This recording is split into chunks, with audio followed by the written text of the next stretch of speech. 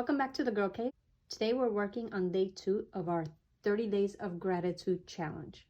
And I'm challenging you to send out a note, a letter, like a physical, actual letter to 30 people for whom you are grateful for their friendship, for something that they taught you, for their advice, for accepting you as you are.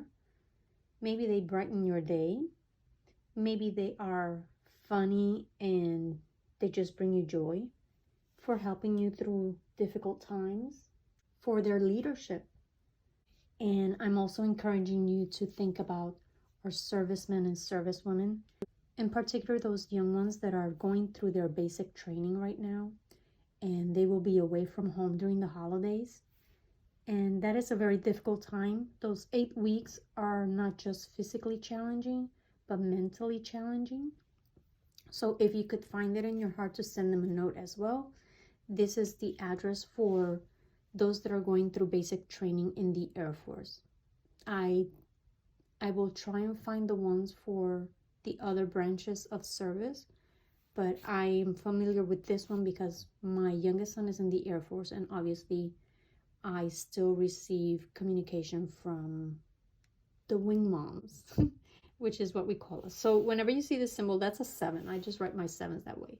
And I will link this address in the description below this video as well. For today, we're going to be using more of our scraps. So pull out all of your yellow scraps, yellow, orange, any size. I like to use these long strips that are left over when I cut papers. Maybe you have some branding strips in those colors. As we're going to do a sunburst. Now you can just do the sunburst, but you can also do like half a sunburst and the top of your card be blue like the sky. And then your sentiment. I cut mine using my 2-inch scallop circle, and I use chalk to color it in yellow.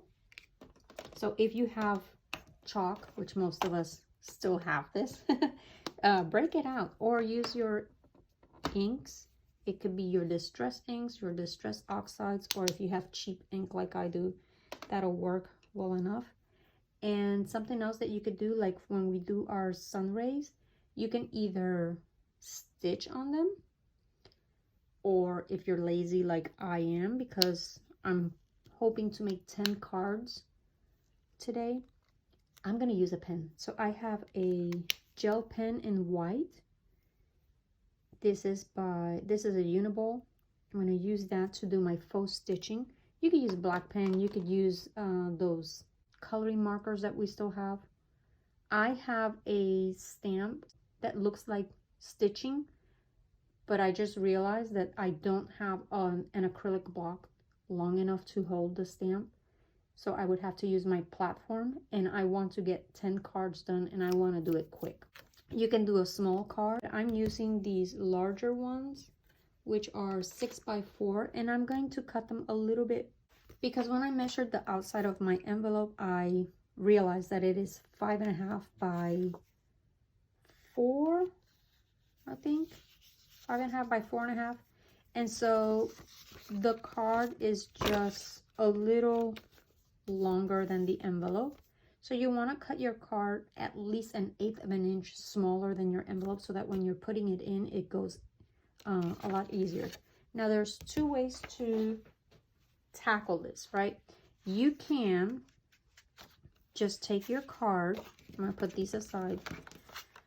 This is my stack of cards that I'm really not going to use for scrapbooking because they're not my style. So I will use them as my basis. So I can take my card after I trim it to my size, and I can take my scraps and just lay them on my paper. Now I would start with my larger pieces and, you know, like start right here. Leave a little bit off the edge. Don't put it completely like that because you're wasting paper. So I can do it like this, and then once I trim it, I can use that one for another piece.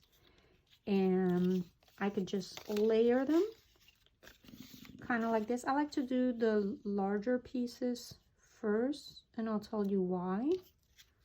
Because then I can take my skinny pieces and just fill in the gaps.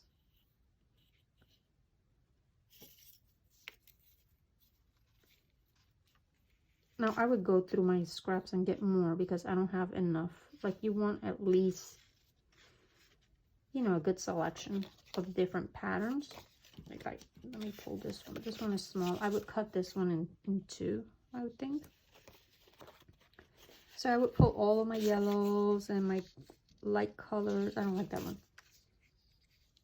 And then once I have that, once I have the base covered, I would trim, and that's it. And then I can just go over and do the faux stitching or embellish this with like sequins or whatever, and then put my sentiment, oops, put my sentiment at the bottom, and it will look like a sunburst.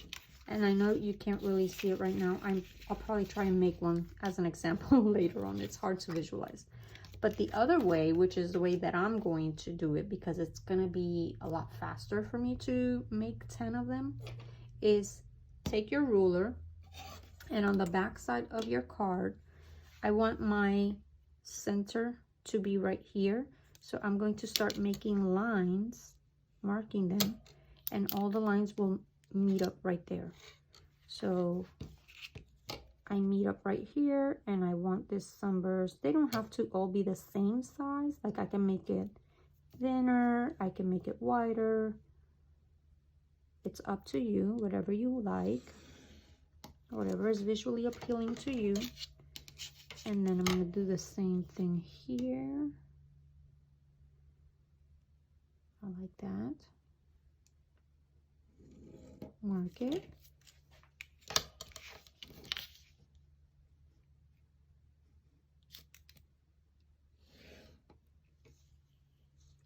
And I might mark one more here.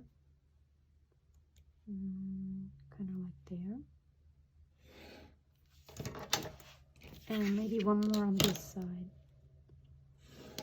And then, because I want to make at least 10 of them, and I would like to do a production process, I'm gonna number them, and you don't have to, but I think it's gonna be a lot easier for me, because this is what I'm going to do. I'm going to take 8, 9. I'm gonna take 9 scraps of paper in different shades of yellow and orange, different patterns, different scale of patterns, and I'm going to cut 9 pieces of number 1 and put them on one side, 9 pieces of wedge number 2 and keep them here, and keep them all in the same order.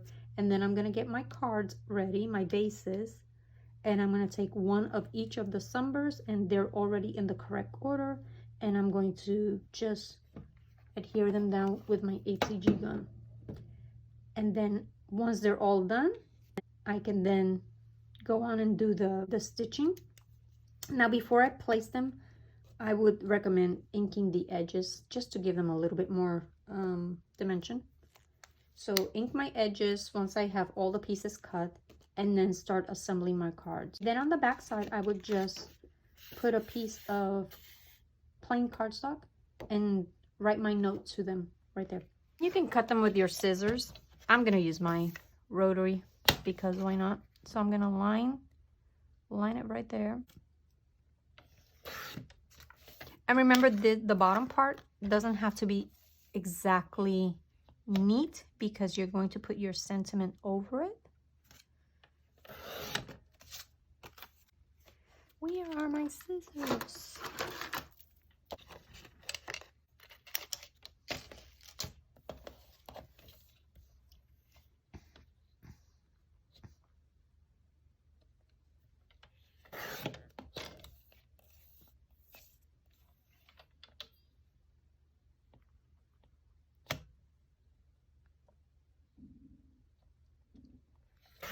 Whoops, I think that one moved, but it's fine.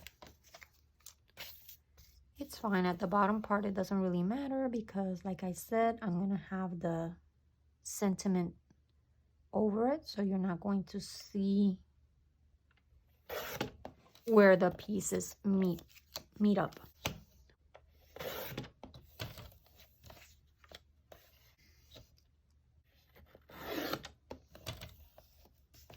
If you have 8.5 by 11 pieces of sheets of cardstock, that would be a good use for these. I have many and I really don't work in that size anymore, so that would be a good way to use up that stash. But I think that I'm gonna go through my scraps first because I have a lot of scraps. So I'm gonna go through my yellows, my oranges, and cut 9 of each wedge. I'm gonna turn off the camera for that because it's gonna take me a while, but I'll show you one. Let's see, like this one. I'm gonna place that, and I'm gonna do it on the back side. But if I do it on the back side, I have to make sure that I flip this so that it is in the correct direction. And make sure that your paper, if your paper is directional, that you take that into consideration. And, you know, I could just cut it on the front. It doesn't really matter because I'm going to ink the edges anyway. And if I use a light colored pencil, it's not going to show. But I'm using pen because lately I can't really see well. And I don't feel like struggling today. But then I cut this. And so that I don't forget, I'm going to label it. This is piece number 3. So I'm going to need 9 of these.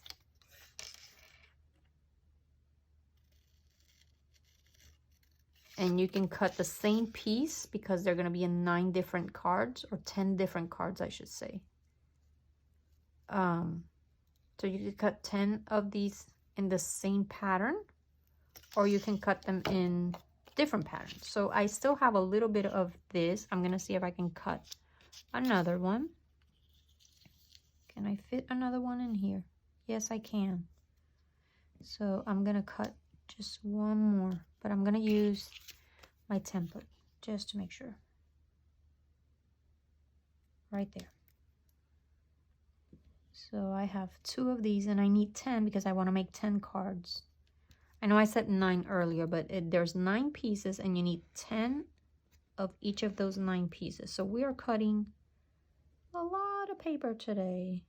And if you want to take your time, just cut on one day and build it later on. This is something that you can do while watching TV. Trace all the pieces first and then cut all the pieces. Look at that. So I have 2 and I need 10 of those. That's not wide enough. I have this one. This one's going to be wide enough. And because I have a straight edge, every time that I can line it up with a straight edge, I'm going to, because that way I don't have to cut that side. That's a win.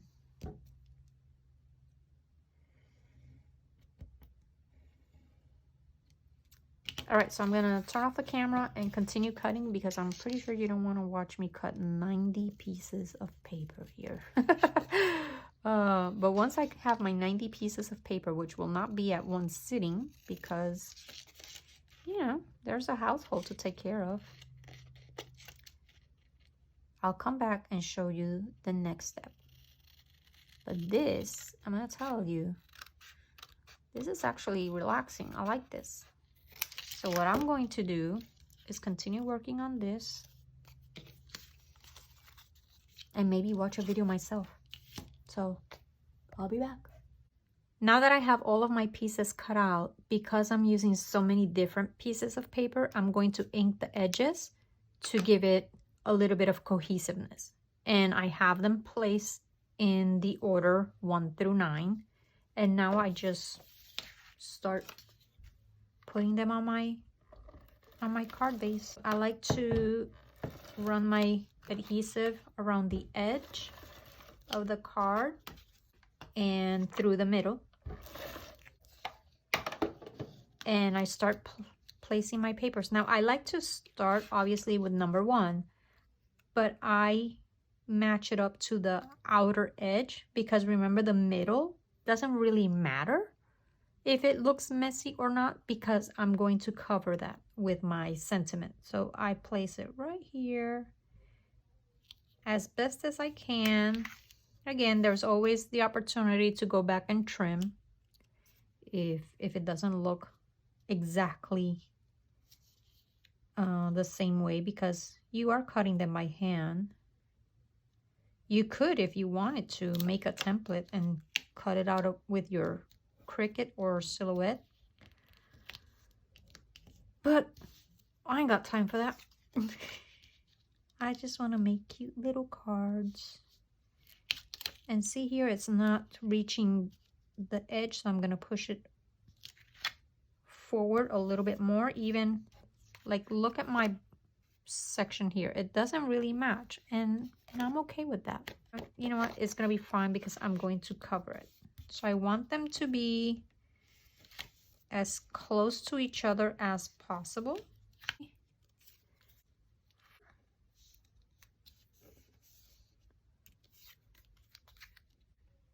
And I like, for this middle piece, I like to have it 2 more of the same one, so that I have 3, just the middle one, because I don't know, I think it gives it a little bit more of a cohesive look. I feel like Sesame Street, an episode of Sesame Street. Today's show was brought to you by the word cohesive and the number 3. There we go. So if you look on the back, see, it's not even, but that's fine. I'm gonna go back with the trimmer and get it right. Don't worry. Don't worry. So now that I have that, I can now trim it,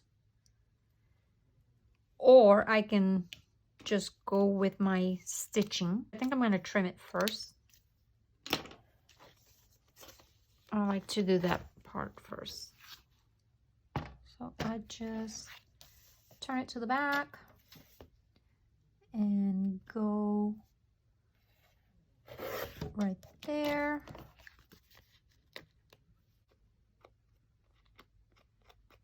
Just a little. And I can get in real close with my scissors. Okay. And then I do the same here.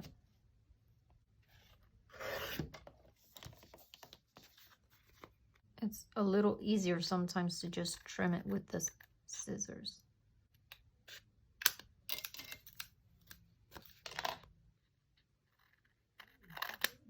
Just really quickly.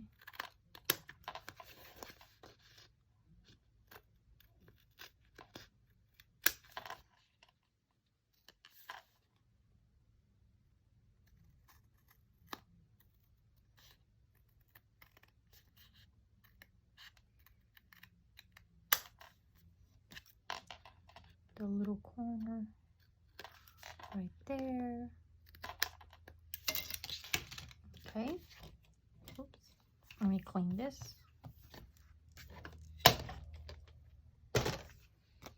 And right there, that's a mess. But again, not a problem because I'm going to cover it. So I don't have one that is chalked in yellow. And I like to not place it like this, but bring it all the way to the edge. Right there. And then cut it. And then using my chalk, I will, I think I want to do like a bright yellow because I have some muted colors there, so I want to brighten it up, and hopefully you can see. You can use a Q-tip or you can use a dauber. I'm using my fingers, whatever. It's just chalk.